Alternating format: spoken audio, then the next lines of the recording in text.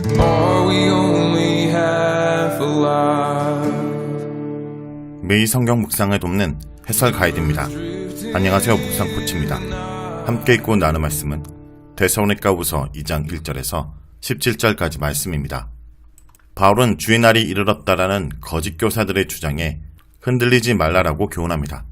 바울은 주의 날이 이르기 전에 배교와 불법의 사람, 곧 멸망의 아들로 표현되는 적그리스도가 등장할 것이라고 설명합니다. 먼저 1절에서 3절 읽겠습니다. 형제들아, 우리가 너에게 구하는 것은 우리 주 예수 그리스도의 강림하심과 우리가 그 앞에 모임에 관하여 영으로나 또는 말로나 또는 우리에게서 받았다는 편지로나 주의 날이 이르렀다 해서 쉽게 마음이 흔들리거나 두려워하거나 하지 말아야 한다는 것이라. 누가 어떻게 하여도 너희가 미혹되지 말라. 먼저 배교한 일이 있고 저 불법의 사람 곧 멸망의 아들이 나타나기 전에는 그날이 이르지 아니하리리. 1절에서 3절은 강림에 대한 다른 주장에 현혹되지 말라라고 말합니다. 바울은 1절부터 12절에 데살로니가 교회가 당면한 새로운 문제를 다룹니다. 바울은 이미 데살로니가 전서에서 주의 강림과 죽은 자들의 부활에 대해 설명했고 주의 날을 맞이하는 성도들의 바른 태도에 대해서 알려주었습니다. 하지만 바울의 이러한 가르침과 권면에도 불구하고 데살로니가 교회는 이 주제에 관련하여 점점 안 좋은 쪽으로 나아가게 되었습니다. 유대인들의 핍박이 계속되어 환란이 지속되자 종말에 대한 갈망이 더 부적절한 방향으로 나아가게 되었기 때문입니다. 1절은 이 문단에서 다루는 주제의 영역이 어떤 것인지 알려줍니다. 그것은 주 예수 그리스도의 강림하심과 그 앞에 모임에 관한 내용입니다. 이 표현은 데살로니가 전서 4장 16절에서 17절에 바울 일행이 가르치는 내용을 상기시킵니다. 하지만 데살로니가 교회의 어떤 사람들은 종말과 관련된 바울 일행의 이전 겉면을 제대로 받아들이지 못했을 뿐 아니라 엉터리 주장을 하기까지 이릅니다. 주의 날이 이르렀다 라는 말은 당시 엉터리로 떠드는 말들 중 대표적인 것이었습니다. 이런 엉터리 주장은 나름대로 어떤 근거를 가진 것처럼 소개되었는데 혹자는 영으로 메시지를 받았다 하거나 어떤 말을 들었다거나 심지어 바울이 보낸 편지에 그런 내용이 있다라는 식으로 교회를 어지럽혔습니다. 그래서 교회 어떤 사람들은 이런 말과 분위기에 휩싸여 동요되기도 했고 두려워하기도 했습니다. 하지만 바울은 이러한 주장과 분위기가 잘못된 것이라고 분명히 말하며 권면합니다. 이 권면은 두 가지 다른 각도로 나타납니다. 먼저는 교회가 다른 주장에 현혹되지 말라 하고 이어서 아무도 너희를 미혹하게 하지 말라라고 권합니다. 한 번은 교회 공동체를 주체로 또 한 번은 속이는 자를 주체로 표현한 것입니다. 4절에서 5절 읽겠습니다. 그는 대적하는 자라 신이라고 불리는 모든 것과 숭배함을 받는 것에 대항하여 그 위에 자기를 높이고 하나님의 성전에 앉아 자기를 하나님이라고 내세우느라. 내가 너희와 함께 있을 때 이 일을 너에게 말한 것을 기억하지 못하느냐.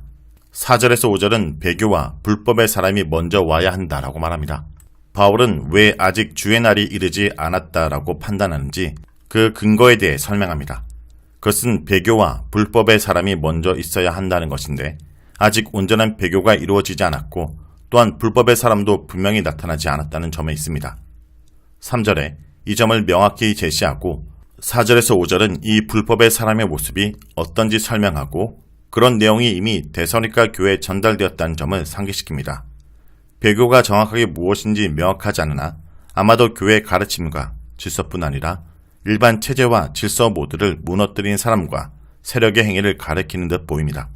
이 배교는 불법의 사람에 의해 이루어지는데 이 자는 멸망의 아들이라는 또 다른 명칭을 가질 만한 인물입니다.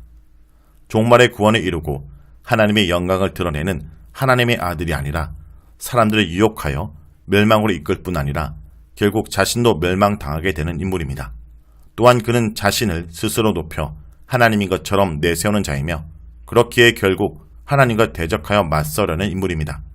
이런 그의 특징은 그 자신이 거짓된 인물임을 드러낼 뿐입니다. 사실 바울은 이러한 점을 데살로니가 교회에 있을 때 교회에게 가르쳤었는데 교회는 현재 돌아가는 상황과 흐름에 빠져 사도의 가르침을 제대로 기억하지 못했습니다. 바울은 이 점을 다시 한번 상기시킵니다. 6절에서 12절 읽겠습니다. 너희는 지금 그로 하여금 그의 때에 나타나게 하려 하여 막는 것이 있는 것을 아나니 불법의 비밀이 이미 활동하였으나 지금은 그것을 막는 자가 있어 그 중에서 옮겨질 때까지 하리라. 그때 불법한 자가 나타나리니 주 예수께서 그 입의 기운으로 그를 죽이시고 강림하여 나타나심으로 패하시리라.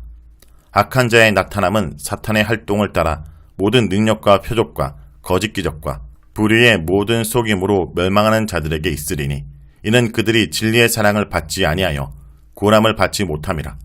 이러므로 하나님이 미혹의 역사를 그들에게 보내사 거짓 것을 믿게 하심은 진리를 믿지 않고 불의를 좋아하는 모든 자로 하여금 심판을 받게 하려 하심이라.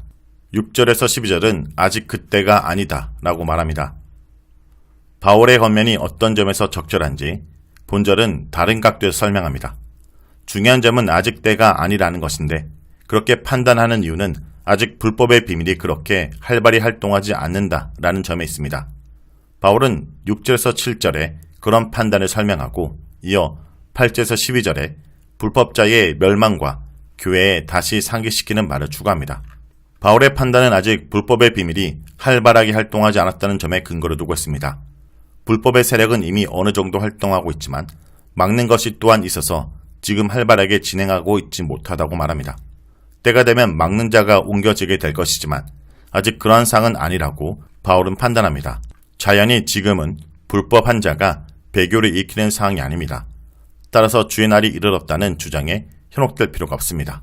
이어 바울은 불법한 자의 멸망을 선언합니다. 이미 앞에서 불법의 사람이 멸망의 아들이라고 단정했던 것처럼 불법한 자는 멸망의 길로 가고 결국 멸망당하게 됩니다. 바울은 특별히 그리스도의 승리와 불법한 자의 멸망을 강하게 대비하는 식으로 설명합니다. 그 방식은 그리스도의 강림과 불법한 자의 강림이라는 두 편을 대조하는 형태입니다. 불법한 자는 강림하여 사탄의 활동을 따라 각종 능력과 표적과 거짓 기적을 일으켜 사람들을 미혹할 것이지만 결국 그리스도의 강림하심으로 패하게 될 것입니다. 불법한 자의 나타남을 강림으로 표현한 것은 그만큼 그의 힘과 세력이 놀라울 것임을 암시합니다. 하지만 그리스도의 진정한 강림으로 모든 거짓된 세력과 모습은 무너지고 심판받게 될 것입니다. 마지막으로 바울은 엉터리 가르침에 빠지는 사람들에게 경고의 메시지를 던집니다. 속이는 자들이 거짓으로 속인다 해도 그에 빠지는 사람에게 책임이 없다라고 말할 수 없습니다. 속는 사람들도 마찬가지로 진리를 제대로 믿지 않고 불의를 좋아한다는 표시를 드러낸 것이기 때문입니다. 따라서 유혹에 넘어가는 자들도 심판을 받게 되며 멸망의 자리에 가게 됩니다. 13절에서 17절 읽겠습니다. 주께서 사랑하시는 형제들아, 우리가 항상 너에게 관하여 마땅히 하나님께 감사할 것은 하나님이 처음부터 너희를 택하사 성령의 거룩하게 하심과 진리를 믿음으로 구원을 받게 하심이니 이를 위하여 우리의 복음으로 너희를 부르사 우리 주 예수 그리스도의 영광을 얻게 하려 하심이라. 그러므로 형제들아, 굳건하게 서서 말로나 우리의 편지로 가르침을 받은 전통을 지켜라.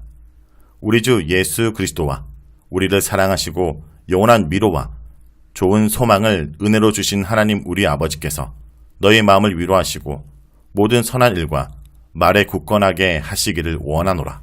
13절에서 17절은 감사기도와 기원입니다.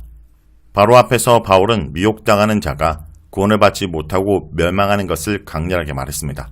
하지만 바울은 곧 이어 데살로니가 교회에 대한 감사와 하나님의 선택을 언급함으로 어두운 분위기를 바꾸려 합니다. 하나님께서는 데살로니가 교회를 그리스도로 말미암아 새롭게 창조되는 백성, 즉 그리스도로 말미암는 첫 열매로 택하셔서 성령으로 깨끗하게 하시고 거룩하게 하십니다. 성령으로 말미암는 백성들은 진리를 믿어 참 구원의 자리에 들어갑니다. 이렇게 데살로니가 교회가 구원받는 것은 주이신 예수 그리스도께서 영광을 받게 하기 위함인데 이 목표를 가지고 바울은 복음을 전파하려 마게도냐 지방에 나아갔고 빌립보를 거쳐 데살로니가에 이르러 복음을 전했습니다. 바울은 데살로니가 교회의 구원에 대한 감사의 말을 전함으로 분위기를 반전한 후에 이제 다시 2장 1절에서 12절에 가르친 내용을 교회가 분명히 지키도록 다시 한번 강조합니다. 데살로니가 교회에서는 바울이 했던 말과 이전에 보냈던 편지를 왜곡하거나 부풀려서 엉뚱한 이야기를 만들어내는 경우도 있었기에 바울은 특별히 자신이 한 말이 정확히 무엇이며 편지로 전한 내용이 어떤 것인지 분명하게 깨닫고 붙들라고 다시 권합니다. 복음 사역자들이 가르치는 바른 전통을 제대로 붙든 것이 중요함을 일깨웁니다. 겉면을 재차 강조한 후 바울은 다시 16절에서 17절에 데살로니가 교회를 향한 기원을 쏟아냅니다. 교회가 원래 하나님의 의도대로 온전하게 잘 나아갈 것을 바라는 내용입니다. 이 기원문에서는 이루어 가시는 분으로 주 예수 그리스도와 하나님 아버지가 함께 등장합니다. 이는 바울의 전형적인 인사말 머리에서 이 두 부분이 함께 등장하는 특징과 동일합니다. 보통 유대인은 하나님 아버지 한 분만을 언급했지만 바울은 예수 그리스도를 하나님의 보좌에 오르신 주이시며 하나님으로 고백합니다. 따라서 주 예수 그리스도는 하나님 아버지와 함께 새 백성을 만들어 가시는 분으로 나타납니다. 자, 여기까지가 데살로니가 후서 2장 1절에서 17절까지 말씀입니다. 오늘 말씀을 통해 우리는 무엇을 묵상하고 적용해야 할까요? 예수님은 다시 오셔서 모든 죄악을 심판하십니다. 예수님께서 강림하시면 막강한 권력으로 활동하는 불법한 자, 적 그리스도를 단지 입의 기운으로 죽이시고 강체로 멸하셔서 사탄의 세력이 도저히 예수님의 상대가 될 수 없음을 드러내실 것입니다. 마지막 날이 가까울수록 악이 점점 강해지며 불법의 사람들이 나타나겠지만 불안해하거나 두려워하지 마십시오. 주님께서 큰 권능과 영광으로 오셔서 그들을 심판하시고 우리에게 승리를 주실 것입니다. only half alive. Embers drifting in the night.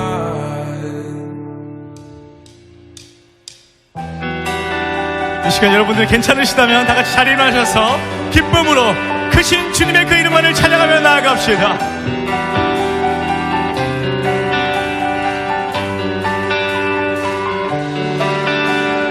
원, 투, 쓰리, 렛츠 고!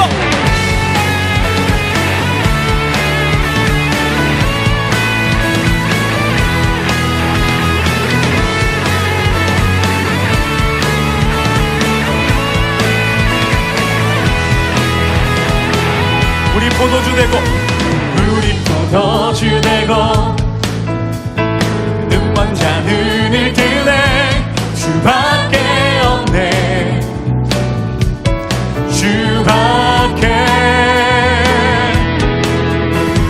어둠을 비추시며 우리를 일으키네 주밖에 없네 주밖에 크신 내 주님 크신 내 주님 강하신 주님 그 어느 누구보다 더 높은 주를 지려자 크고 놀라운 주님 주님 hey!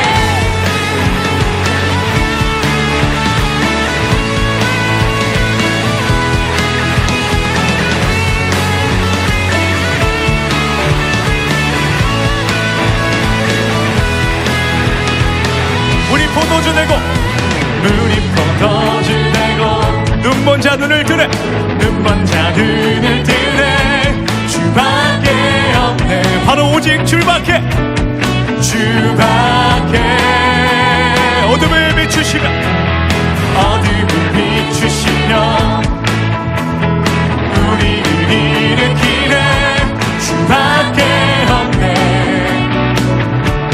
주밖에 크신 내 주님 크신 내 주님 강하신 주님 그 어느 누구보다 더 높은 주를 지어자 크고 놀라운 주님 주님 크신 내 주님 크신 내 주님 강하신 주님 그 어느 누구보다 더 높은 주를 지어자 크고 놀라운 주님